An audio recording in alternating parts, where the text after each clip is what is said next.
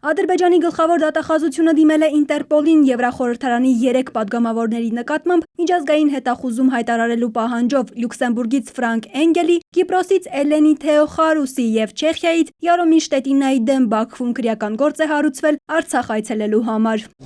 Զավեշտի եւ բնականաբար դա որևէ ցեվի չի կարող հասնել դեպի Արցախ այցելությունների վրա։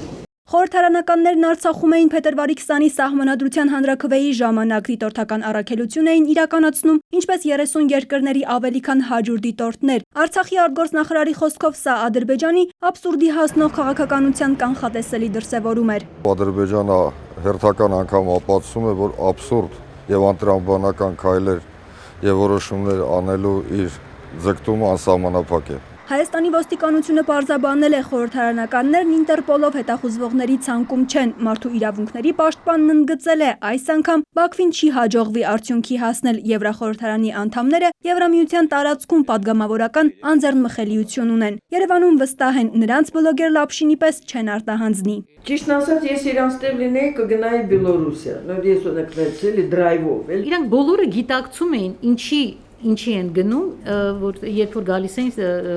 Արցախ։ Այս անգամ էլ Ադրբեջանին ակնկալածի հակառակ էֆեկտն է սպառնում Բաքվի կողմից հետապնդվող այս падգամավորները Եվրախորհրդարանում կարող են բարձրացնել հարցը։ Անի Ավետյան, Անդրանիկ Արթենյան, Նորայր Հովսեփյան, ժամը լրատվական։